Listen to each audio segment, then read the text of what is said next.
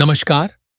मुंशी प्रेमचंद, जिन्हें हिंदी साहित्य के उपन्यास सम्राट के नाम से भी जाना जाता है, उनकी कहानियां भारतीय जनजीवन की सच्चाइयों को उकेरती हैं और समाज में व्याप्त विषमताओं, अन्याय और नैतिक द्वंद्व को प्रभावी ढंग से प्रस्तुत करती हैं।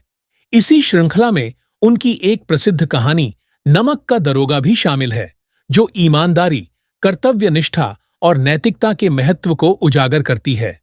मुंशी प्रेमचंद ने इस कहानी के माध्यम से यह संदेश दिया है कि व्यक्ति के जीवन में नैतिकता और ईमानदारी का महत्व धन और पद से कहीं अधिक है। नमक का दरोगा एक ऐसी कालजयी रचना है जो आज भी समाज को नैतिकता और सत्य की राह पर चलने की प्रेरणा देती है। इस प्रकार नमक का दरोगा न केवल प्रेमचंद की लेखनी की शक्ति का प्रमाण है, बल्कि यह भी दर्शाता है कि उनका साहित्य समाज के लिए एक दर्पण है जो सत्य, नैतिकता और न्याय के मूल्यों को प्रतिबिंबित करता है। आइए सुनते हैं मुंशी प्रेमचंद की कालजयी रचना नमक का दरोगा। जब नमक का नया विभाग बना और ईश्वर प्रदत्त वस्तु के व्यवहार करने का निषेध हो गया, तो लोग चोरी छिपे इसका व्यापार करने लगे। अनेक प्रकार के छल प्रपंचों का सूत्रपात हुआ। कोई घूस से काम निकालता था, कोई चालाकी से। अधिकारियों के पौ 12 थे। पटवारीगिरी का सर्वसम्मानित पद छोड़ छोड़कर लोग इस विभाग की बरकंदाजी करते थे। इसके दारोगा पद के लिए तो वकीलों का भी जी ललचाता था। यह वह समय था जब अंग्रेजी शिक्षा और ईसाई मत को लोग एक ही वस्तु समझते थे। फारसी का प्राबल्य था।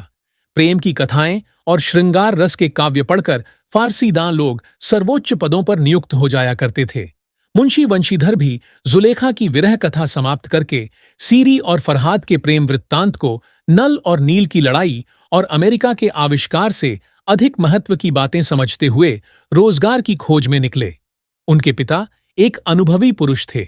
समझाने लगे, बेटा, घर की दुर्दशा देख रहे हो, आरण के बोझ से दबे हुए हैं। लड़कियां हैं, वे घास फूस की तरह बढ़ती चली जाती हैं। मैं कगारे पर का वृक्ष हो रहा हूं, न मालूम कब गिर पड़ूं। अब तुम ही घर के मालिक मुख्तार हो। नौकरी में ओहदे की ओर ध्यान मत देना, यह तो पीर का मजार है। निगाह चढ़ावे और चादर पर रखनी चाहिए। ऐसा काम ढूंढना जहां कुछ ऊपरी आय हो।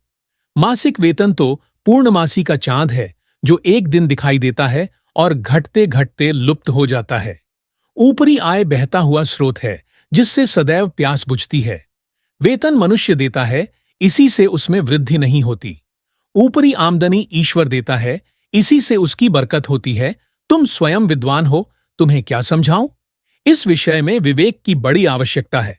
मनुष्य को देखो, उसकी आवश्यकता को देखो और अवसर को देखो। उसके उपरांत जो उचित समझो, करो। गरज वाले आदमी के साथ कठोरता करने में लाभ ही लाभ है, लेकिन बेगरज को दांव पर पाना जरा कठिन है। इन बातों को निगाह में बांध लो, यह मेरी जन्म भर की कमाई है। इस उपदेश के बाद पिताजी ने आशीर्वाद दिया। वंशीधर आज्ञाकारी पुत्र थे। ये बातें ध्यान से सुनी और तब घर से चल खड़े हुए। इस विस्तृत संसार में उनके लिए धैर्य अपना मित्र, बुद्धि अपनी पथ प्रदर्शक और आत्मावलंबन ही अपना सहायक था। लेकिन अच्छे शकुन से चले थे। जाते ही जाते नमक विभाग के दारोगा पद पर प्रतिष्ठित हो गए। वेतन अच्छा और ऊपरी आय का तो ठिकाना ही न था। वृद्ध मुंशी जी को सुख संवाद मिला तो फूले न समाये। महाजन कुछ नरम पड़े, कलवार की आशालता लहलहाई। पड़ोसियों के हृदय में शूल उठने लगे। जाड़े के दिन थे और रात का समय। नमक के सिपाही चौकीदार नशे में मस्त थे। मुंशी वंशीधर को यहां आए अभी 6 महीनों से अधिक न हुए थे, लेकिन इस थोड़े समय में ही उन्होंने अपनी कार्यकुशलता और उत्तम आचार से अफसरों को मोहित कर लिया था। अफसर लोग उन पर बहुत विश्वास करने लगे। नमक के दफ्तर से 1 मील पूर्व की ओर जमुना बहती थी। उस पर नावों का एक पुल बना हुआ था। दारोगा जी किवाड़ बंद किए मीठी नींद सो रहे थे। अचानक औंख खुली तो नदी के प्रवाह की जगह गाड़ियों की गड़गड़ाहट तथा मल्लाहों का कोलाहल सुनाई दिया। उठ बैठे। इतनी रात गए गाड़ियां क्यों नदी के पार जाती हैं? अवश्य कुछ न कुछ गोलमाल है। तर्क ने भ्रम को पुष्ट किया। वर्दी पहनी, तमंचा जेब में रखा और बात की बात में घोड़ा बढ़ाए हुए पुल पर आ पहुंचे। गाड़ियों की एक लंबी कतार पुल के पार जाती देखी। डांट कर पूछा, किसकी गाड़ियां हैं? थोड़ी देर तक सन्नाटा रहा। आदमियों में कुछ कानाफूसी हुई। तब आगे वाले ने कहा, पंडित अलोपीदीन की। कौन पंडित अलोपीदीन? दातागंज के मुंशी वंशीधर चौके। पंडित अलोपीदीन इस इलाके के सबसे प्रतिष्ठित जमींदार थे।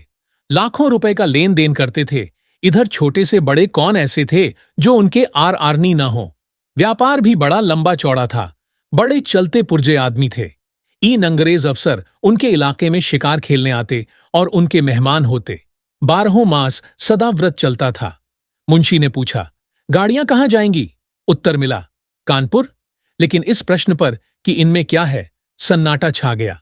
दारोगा साहब का संदेह और भी बढ़ा। कुछ देर तक उत्तर की बाट देखकर वह जोर से बोले, क्या तुम सब गूंगे हो गए हो? हम पूछते हैं, इनमें क्या लदा है? जब इस बार भी कोई उत्तर न मिला तो उन्होंने घोड़े को एक गाड़ी से मिलाकर बोरे को टटोला। भ्रम दूर हो गया। यह नमक के डेले थे। पंडित अलोपीदीन अपने सजीले रथ पर सवार कुछ सोते कुछ जागते चले आते थे।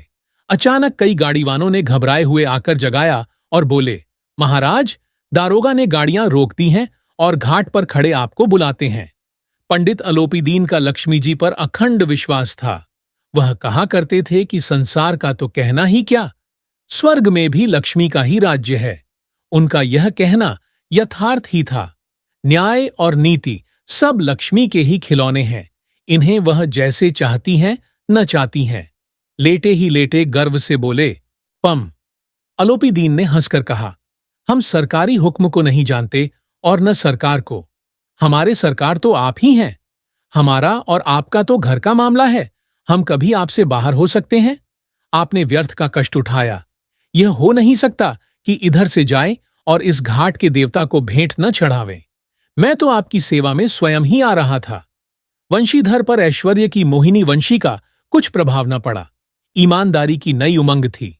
कड़क कर बोले, हम उन नमकहरामों में नहीं हैं जो कौड़ियों पर अपना ईमान बेचते फिरते हैं। आप इस समय हिरासत में हैं। आपको कायदे के अनुसार चालान होगा। बस, मुझे अधिक बातों की फुर्सत नहीं है। जमादार बदलू सिंह, तुम इन्हें हिरासत में ले चलो, मैं हुक्म देता हूं। पम। अलोपीदीन स्तंभित हो गए। गाड़ीवानों में हलचल मच गई। पंडितजी के जीवन में कदाचित यह पहला ही अवसर था कि पंडितजी को ऐसी कठोर बातें सुननी पड़ीं। बदलू सिंह आगे बढ़ा, किंतु रोब के मारे यह साहस न हुआ कि उनका हाथ पकड़ सके। पंडितजी ने धर्म को धन का ऐसा निरादर करते कभी न देखा था। विचार किया कि यह अभी उद्दंड लड़का है। माया मोह के जाल में अभी नहीं पड़ा। अल्हड़ है, झिझकता है। बहुत दीन भाव से बोले, बाबू साहब, ऐसा न कीजिए, हम मिट जाएंगे। इज्जत धूल में मिल जाएगी। हमारा अपमान करने से आपके हाथ क्या आएगा? हम किसी तरह आपसे बाहर थोड़े ही हैं। वंशीधर ने कठोर स्वर में कहा, हम ऐसी बातें नहीं सुनना चाहते। अलोपीदीन ने जिस सहारे को चट्टान समझ रखा था वह पैरों के नीचे खिसकता हुआ मालूम हुआ। स्वाभिमान और धन ऐश्वर्य की कड़ी चोट लगी, किंतु अभी तक धन की सांख्यिक शक्ति का पूरा भरोसा था।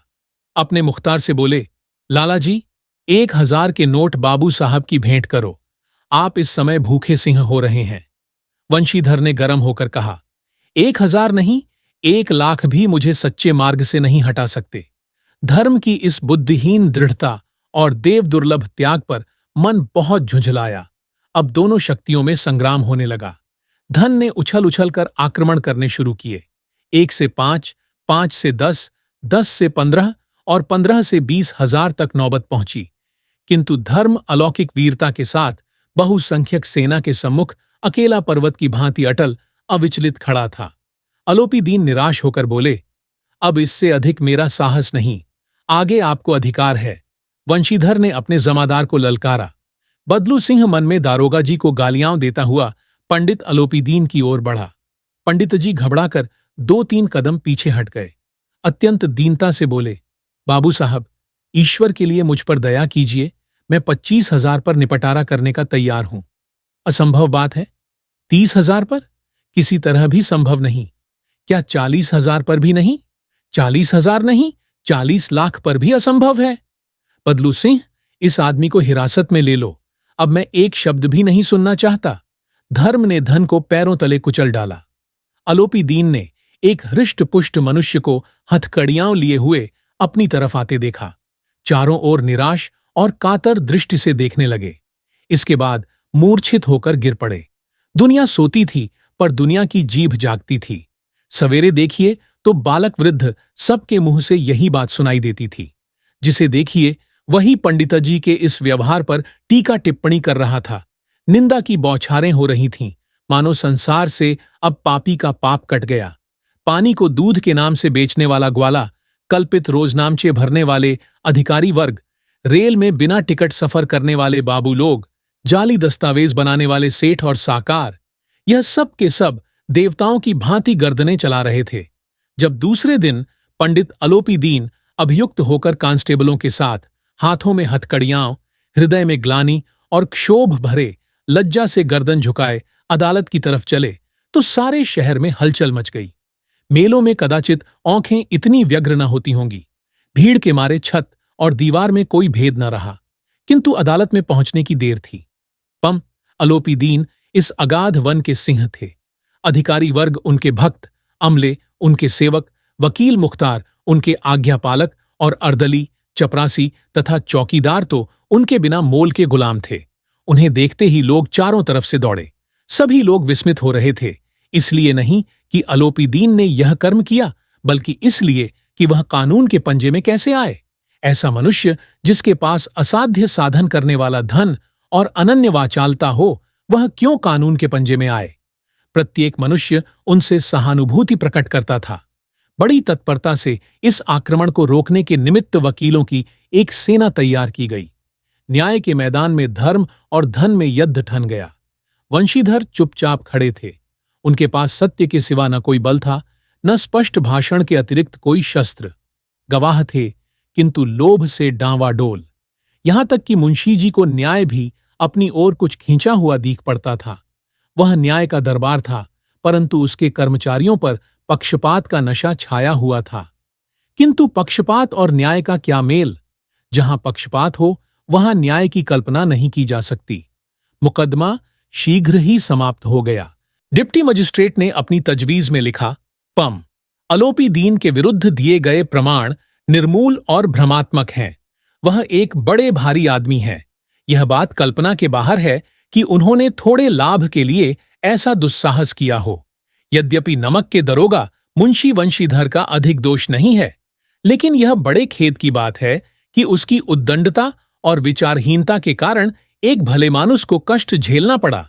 हम प्रसन्न हैं कि वह अपने काम में सजग और सचेत रहता है, किंतु नमक के मुकदमे की बड़ी हुई नमक से हलाली ने उसके विवेक और बुद्धि को भ्रष्ट कर दिया।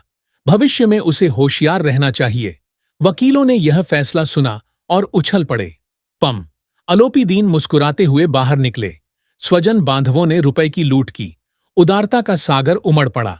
उसकी लहरों ने अदालत की नींव तक हिला दी। जब वंशीधर बाहर निकले तो चारों ओर उनके ऊपर व्यंग्य बाणों की वर्षा होने लगी। चपरासियों ने झुक झुक कर सलाम किए, किंतु इस समय एक कटु वाक्य, एक एक संकेत उनकी गर्वाग्नि को प्रज्वलित कर रहा था। कदाचित इस मुकदमे में सफल होकर वह इस तरह अकड़ते हुए न चलते। आज उन्हें संसार का एक खेदजनक विचित्र अनुभव हुआ। न्याय और विद्वत्ता, लंबी चौड़ी उपाधियां, वो बड़ी बड़ी दाढ़ियां, डीले चोगे, एक भी सच्चे आदर का पात्र नहीं है। वंशीधर ने धन से बैर मोल लिया था, उसका मूल्य चुकाना अनिवार्य था। कठिनता से एक सप्ताह बीता होगा कि मुअत्तली का परवाना आ पहुंचा। कार्यपरायणता का दंड मिला। बेचारे भग्न हृदय, शोक और खेद से व्यथित घर को चले। बूढ़े मुंशी जी तो पहले ही से कुड़बुड़ा रहे थे कि चलते चलते इस लड़के को समझाया था, लेकिन इसने एक न सुनी। सब मनमानी करता है। हम तो कलवार और कसाई के तगादे सहें, बुढ़ापे में भगत बनकर बैठें और वहां बस वहीं सूखी तनख्वाह। हमने भी तो नौकरी की है और कोई ओहदेदार नहीं थे, लेकिन काम किया, दिल खोलकर किया, और आप ईमानदार बनने चले हैं। घर में चाहे ई अंधेरा हो, मस्जिद में अवश्य दिया जलाएंगे। खेद ऐसी समझ पर पढ़ना लिखना सब अकारट गया। इसके थोड़े ही दिनों बाद जब मुंशी वंशीधर इस दुरावस्था में घर पहुंचे और बूढ़े पिताजी ने समाचार सुना तो सिर पीट लिया। बोले, जी चाहता है कि तुम्हारा और अपना सिर फोड़ लूं। बहुत देर तक पछता पछता कर हाथ मलते रहे। क्रोध में कुछ कठोर बातें भी कहीं, और यदि वंशीधर वहां से टल न जाता तो अवश्य ही यह क्रोध विकट रूप धारण करता। वृद्ध माता को भी दुख हुआ। जगन्नाथ और रामेश्वर यात्रा की कामनाएं मिट्टी में मिल गईं। पत्नी ने कई दिनों तक सीधे मुंह बात तक नहीं की। इसी प्रकार 1 सप्ताह बीत गया। सांध्य का समय था। बूढ़े मुंशी जी बैठे बैठे राम नाम की माला जप रहे थे। इसी समय उनके द्वार पर सजा हुआ रथ आकर रुका। हरे और गुलाबी पर्दे, पछहिए बैलों की जोड़ी, उनकी गर्दन में नीले धागे, सींग पीतल से जड़े हुए। कई नौकर लाठियां कंधों पर रखे साथ थे। मुंशी जी अगवानी को दौड़े देखा तो पंडित अलोपीदीन है। झुककर दंडवत की और लल्लो चप्पो की बातें करने लगे। हमारा भाग्य उदय हुआ जो आपके चरण इस द्वार पर आए। आप हमारे पूज्य देवता हैं। आपको कौन सा मुंह दिखावें? मुंह में तो कालिख लगी हुई है, किंतु क्या करें, लड़का अभागा कपूत है, नहीं तो आपसे क्या मुंह छिपाना पड़ता। ईश्वर निस्संतान, चाहे रखे पर ऐसी संतान न दे। अलोपीदीन ने कहा। नहीं भाई साहब, ऐसा न कहिए। मुंशी जी ने चकित होकर कहा। ऐसी संतान को और क्या कं? अलोपीदीन ने वात्सल्यपूर्ण स्वर में कहा। कुल तिलक और पुरखों की कीर्ति उज्ज्वल करने वाले संसार में ऐसे कितने धर्मपरायण मनुष्य हैं जो धर्म पर अपना सब कुछ अर्पण कर सकें। पम अलोपीदीन ने वंशीधर से कहा। दरोगा जी, इसे खुशामद न समझिए। खुशामद करने के लिए मुझे इतना कष्ट उठाने की जरूरत न थी। उस रात को आपने अपने अधिकार बल से अपनी हिरासत में लिया था, किंतु आज मैं स्वेच्छा से आपकी हिरासत में आया हूं। मैंने हजारों रईस और अमीर देखे, हजारों उच्च पदाधिकारियों से काम पड़ा, किंतु परास्त किया तो आपने। मैंने सबको अपना और अपने धन का गुलाम बनाकर छोड़ दिया। मुझे आज्ञा दीजिए कि आपसे कुछ विनय करूं। वंशीधर ने अलोपीदीन को आते देखा तो उठकर सत्कार किया, किंतु स्वाभिमान सहित। समझ गए कि यह महाशय मुझे लज्जित करने और जलाने आए हैं। क्षमा प्रार्थना की चेष्टा नहीं की, वरन उन्हें अपने पिता की यह ठकुर सुहाती की बात असह्य सी प्रतीत हुई। पर पंडित जी की बातें सुनी तो मन की मैल मिट गई। पंडित जी की ओर उड़ती हुई दृष्टि से देखा। सद्भाव झलक रहा था। गर्व ने अब लज्जा के सामने सिर झुका दिया। शर्माते हुए बोले, यह आपकी उदारता है जो ऐसा कहते हैं। मुझसे जो कुछ अविनय हुई है उसे क्षमा कीजिए। मैं धर्म की बेड़ी में जकड़ा हुआ था, नहीं तो वैसे मैं आपका दास हूं। जो आज्ञा होगी वह मेरे सिर माथे पर। अलोपीदीन ने विनीत भाव से कहा। नदी तट पर आपने मेरी प्रार्थना नहीं स्वीकार की थी, किंतु आज स्वीकार करनी पड़ेगी। वंशीधर बोले, मैं किस योग्य हूं, किंतु जो कुछ सेवा मुझसे हो सकती है उसमें त्रुटि न होगी। अलोपीदीन ने एक स्टैंप लगा हुआ पत्र निकाला और उसे वंशीधर के सामने रखकर बोले, इस पद को स्वीकार कीजिए और अपने हस्ताक्षर कर दीजिए। मैं ब्राह्मण हूं। जब तक यह सवाल पूरा न कीजिएगा द्वार से न हटूंगा। मुंशी वंशीधर ने उस कागज को पढ़ा तो कृतज्ञता से आंखों में आंसू भर आए। पम अलोपीदीन ने उनको अपनी सारी जायदाद का स्थायी मैनेजर नियत किया था। 6000 वार्षिक वेतन के अतिरिक्त रोजाना खर्च अलग, सवारी के लिए घोड़ा, रहने को बंगला, नौकर चाकर मुफ्त। कंपित स्वर में बोले, पंडित जी, मुझ में इतनी सामर्थ्य नहीं है कि आपकी उदारता की प्रशंसा कर सकूं, किंतु ऐसे उच्च पद के योग्य नहीं हूं। अलोपीदीन हंसकर बोले, मुझे इस समय एक अयोग्य मनुष्य की ही जरूरत है। वंशीधर ने गंभीर भाव से कहा, यों मैं आपका दास हूं। आप जैसे कीर्तिवान सज्जन पुरुष की सेवा करना मेरे लिए सौभाग्य की बात है, किंतु मुझमें न विद्या है, न बुद्धि, न वह स्वभाव जो इन त्रुटियों की पूर्ति कर देता है। ऐसे महान कार्य के लिए एक बड़े मर्मज्ञ अनुभवी मनुष्य की जरूरत है। अलोपीदीन ने कलमदान से कलम निकाली और उसे वंशीधर के हाथ में देकर बोले, न मुझे विद्वत्ता की चाह है, न अनुभव की, न मर्मज्ञता की, न कार्यकुशलता की। इन गुणों के महत्व को खूब पा चुका हूं।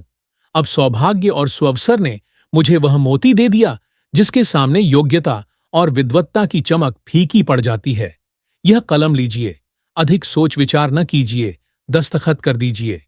परमात्मा से यही प्रार्थना है कि वह आपको सदैव वही नदी के किनारे वाला बेमुरौवत, उद्दंड, कठोर परंतु धर्मनिष्ठ दारोगा बनाए रखे। वंशीधर की आंखें डबडबा आईं। हृदय के संकुचित पात्र में इतना एहसान न समा सका। एक बार फिर पंडित जी की ओर भक्ति और श्रद्धा की दृष्टि से देखा और कांपते हुए हाथ से मैनेजरी के कागज पर हस्ताक्षर कर दिए। अलोपीदीन ने प्रफुल्लित होकर उन्हें गले लगा लिया। मुंशी प्रेमचंद्र की अन्य कहानियों के लिए यहां करें क्लिक। धन्यवाद।